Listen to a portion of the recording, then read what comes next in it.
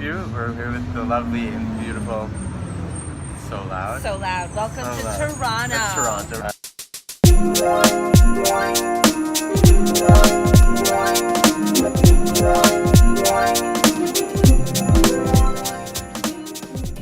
In case any of you take me on a date one day, it's an old-fashioned. What would your adjective be? What would your word be?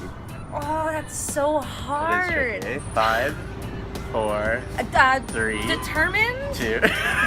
yeah. Determined. Yeah. Go-getter. Yeah, that's a good one. You are a go-getter. Yeah. I'm proud of you. Thank you. What's yours? 5, 4, adjective. 3, 2, 1. Oh! I just thought of words Fail. like bumpy. Bumpy? I don't know what that. I'm bumpy. Maybe that's my career. Underdog. I always associate with underdog. Better yet, what was your favorite? Yeah.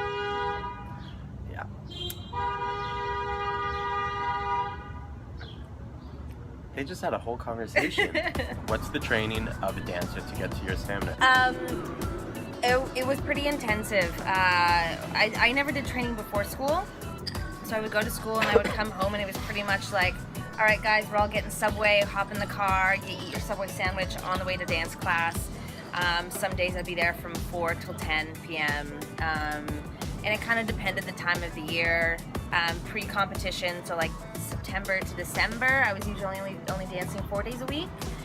But from January on, it was 6 or 7 days a week. Was it always for you? Or was it? I think so. My mom put me in dance when I started because I think she always wanted to be a dancer. So she had 4 girls, so she was like, yes, but I'm gonna make them all little ballerinas. Are they dancers or are you the only one? My sister Deb continued dancing after high school, but it was more just for fun. Like she was in companies back in Calgary, Yep. And the other 2 stopped in their early teens. So I'm the only one who. And were you the youngest? I'm the oldest. Okay, cool. Yeah. So did you feel the pressure to like uphold your mother's dream in a sense? Like, No, Okay. because it wasn't neither of my parents' dreams for me to continue dancing after high school. It was go to university and get a really good degree. Yeah. But, yeah, it was almost like the black sheep of the family. Cheers to being the black sheep. Right? That's always. Yeah. Be the black sheep. It comes with a lot of challenges, Of course. obviously, but yeah, I wouldn't trade it for anything. Did you feel misunderstood when you were young, or did you have or was dance your way of being understood? Yeah, I think dance was my way of being understood. That's amazing. Yeah, and I some of my closest friendships were friendships I made at dance. So I always felt like I had this really strong group and community, and we were all in the same boat, and we all had the same love and the same passion. So, yeah. Did you? I don't think so. I used to be a professional dancer as a kid, training and doing all these things in theater school. I was in Broadway Babies, but yeah, everybody was saying like, calling people showing emotions that it was gay. Yeah. So I stopped doing the thing that was putting the target on my back.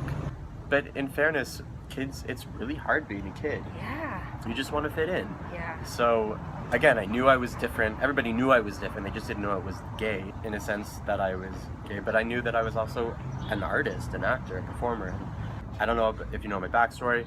Went to OCAD in 2006, graduated 2010 in art direction and advertising, and then had my what the fuck am I doing with my life moment. Am I about to do this for the rest of my life? And decided to audition for Randolph Academy of the Performing Arts. And I didn't think I would get in, but I got in.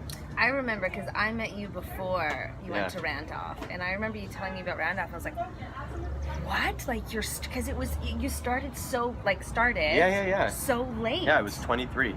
And it's unheard of. You know, there's 17, 18-year-olds who are applying for Randolph and going to Randolph. Yeah. I was like, oh my god, like that. But it was cool. When I graduated, it was the most I felt like wheels were on the right tracks. Yeah. Because I started feeling like I was becoming that person that was letting go of those walls that I thought I had to have up because that's what I thought I needed to be in this world.